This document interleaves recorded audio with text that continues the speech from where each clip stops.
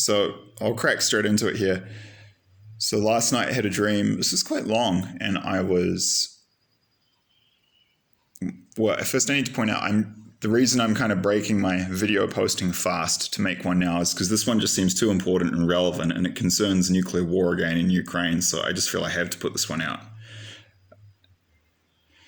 So, and I shouldn't have to justify myself constantly, but that's what happens when you're from a deeply narcissistic society. You're always defending yourself before you start because it's so critical and judgmental. And I'll talk a little bit more about that towards the end because this is relevant to my own situation of the future of this channel, because if I die, I'm not going to be able to make more videos, all right? So, here we go. So last night I had this dream and I could see myself in this wilderness area towards the front lines of the war in Ukraine, of Russia's invasion of Ukraine. And I was beside a river in this wooded area, and there were these dirt roads around me, and there were massive Russian missile trucks, like missile carrying vehicles. They have like 12 wheels, and they're really long, at least 10 or 12 meters long. I will put a link to a photo of one of these in the description box below. And they were carrying nuclear missiles, and they were heading up to the front. And the implication, the symbolism is that nuclear war is about to start. And once again, I'm not quite sure because that's such a big call and I haven't been explicitly told, but I would say 80% sure now after my last dream where I said 60% sure. And the next scene was super interesting. I was with President Zelenskyy of Ukraine, and I'm not going to get into politics here because I'm not interested, but the dream wasn't political in any case. And I was talking to him face to face, and I was explaining to him that Ukraine will fall quite soon in this conflict, and huge numbers of people are about to die because this is the beginning of World War III, and Russia will come to all our countries. And this is worst case scenario, but this is a hopeful message in spite of all this. I looked him in the eye and I was telling him that, I said, President Zelenskyy, you just have to ask God for help and guidance and protection, and you will receive it. Ask and you will receive, and you'll be safe, and you'll be completely protected. And I thought that the symbolism was very interesting because obviously the wider message is that anyone can do this.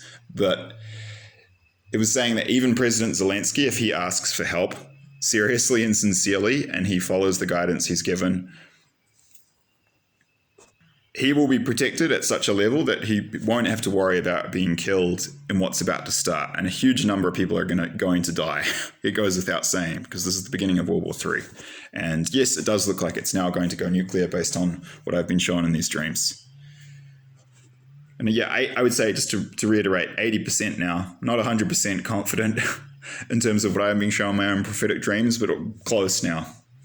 Up from 60%. And based on my own analysis and anyone's analysis, leaving aside any prophetic dreams of all the military intel, it seems pretty obvious that we're moving towards nuclear war now. So I would be surprised if it didn't happen. But my dreams now.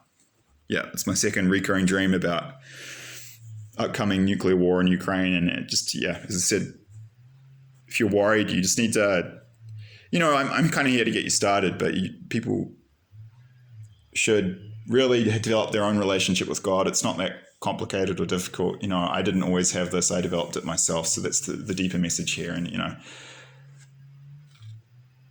if you want protection, just ask for guidance and help and you will receive it. Ask and you shall receive is the message. I just want to finish on a little note here. Like it is frustrating at times, I'm holding it together and emotions come in peaks and troughs, but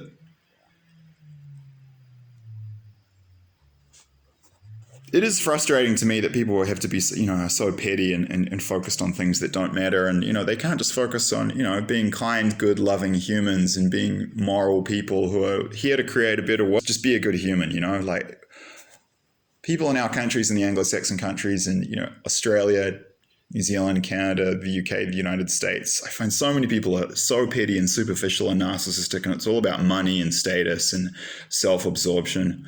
Well, pretty soon people are going to forget about all that because we're going to be in survival mode. And it's just going to be blood and radiation and chaos. And that's what these next 2 decades are. It's just survival mode. And it's just frustrating to me that a lot of these people won't get to the point of understanding what really matters in life, which is really just loving each other and being, good people until their own lives are in danger. Like, how freaking selfish do you have to be that you'll only start to, wonder about the deeper issues and focus on what really matters when, you're personally under threat? Like, isn't there enough suffering in the world? People should be at that already. It shouldn't take a fucking nuclear war for people to, wake up and start to treat each other with kindness and help other people when they need it. Because, I've been going through this mental health thing as a young man from New Zealand, and I keep getting dreams from God. And I had another one last night, and it was just I was talking with this Kiwi girl, New Zealand European young woman. She would have been late 20s, who, like me, had left the country, and she was just talking about the situation in New Zealand, and she was just talking about how even physically distant people are. Like, they don't even touch each other or hug each other or give each other physical comfort. Like, it's so cold and unfeeling. Their hearts have grown so cold. They won't even touch each other like in a loving, affectionate way. They won't even hug their children or hug each other, let alone say I love you or I care about you or show that for the most part. It's just hell. It's just hellish, and New Zealand just got smacked with a cyclone. A whole bunch of people are dead there. And, there was just a 6.3 earthquake near Paraparaumu, north of Paraparaumu this morning. And it's clear that worse things are coming. These earthquakes I've been shown are going to happen. I got told 40,000 to 90,000 people dead in that one in Wellington. And, all these people who mock and scoff at these prophecies are going to be almost wetting themselves wide-eyed with fear quite soon as, this tribulation period really gets underway. And it's just sad that it has to come to this, As Richard Caratini from the channel Eyes Open in California Dreams says, it's only when the horrors of this end times, this tribulation period begin that most people will repent. The irony is, if they repented, the stuff would never happen in the first place. It's just frustrating sometimes, guys. I got to be honest, like having to just sit here and watch all these.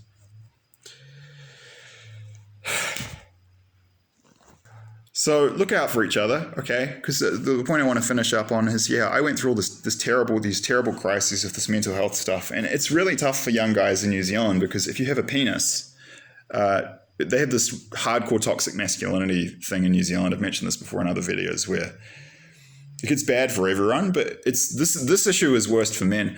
70% of New Zealand girls get beaten and raped, and being raped and molested is core part of upbringing in New Zealand for girls and women is eating Weet-Bix, and they don't get protected. So don't think that women don't and girls don't have their own issues. They have their own catastrophic issues. The catastrophic issues for men is that they're not allowed to have feelings and be human because you're supposed to be tough and, quote, be a man. It's like, everyone needs love and kindness and compassion, And I've had God tell me this in dreams. I'm actually quite a strong person relative to most people. Well, I kind of know that. I know that anyway. And it's self-evident because I got through these terrible crises and points where I was suicidal in New Zealand, and so many don't. I had an older friend from high school named Braden Whitcomb who committed suicide 2 months after I left. And we're the same age. I'm 35 now. So he was only 32 years old when he killed himself, and he was going through this stuff. And, the fact that people won't allow young men in New Zealand or men in general to be human, heaven forbid, or to have feelings and to need help is heavily, heavily contributing to this mental health crisis and the extremely high levels of suicide in young men. All young men in New Zealand, I think the rates are highest for Māori young men.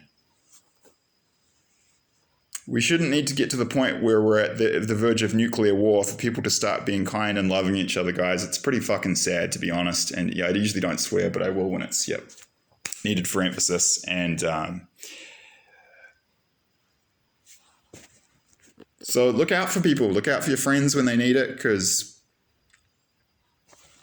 These are really, really hard times that are coming, and it's survival mode, and we're all going to need as much help as we can get. Okay, so shift your mindset too, because these next 2 decades, the main priority is survival, and we're not going to get through this without help and cooperation from each other. And I'm lucky enough to have many, many kind and supportive friends and good people here, and some others around the world. And I'd be dead for them if not for them, because my family is cold and reptilian.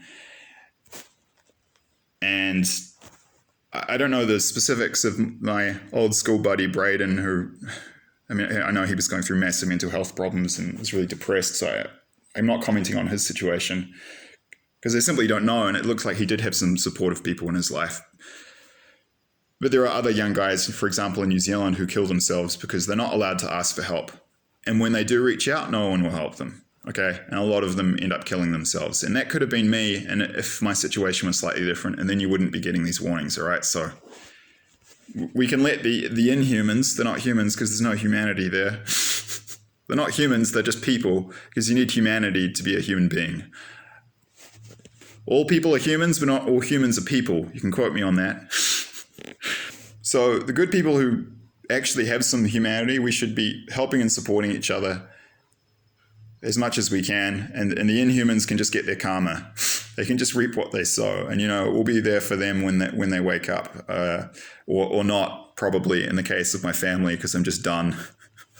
I think it's pretty over. They quite frankly, I would say I think they deserve the Chinese invasion and the earthquakes that are coming. If you've been through what I have, you'd understand when I say that. Yeah, the next 2 decades of survival mode, guys. If we don't help each other, who else will? No one. So be kind and be open and supportive, and think about community and how to work to support each other to get through this. Because if we're not all there for each other in this period of terrible suffering, chaos, and stress, we're not going to make it. Thank you.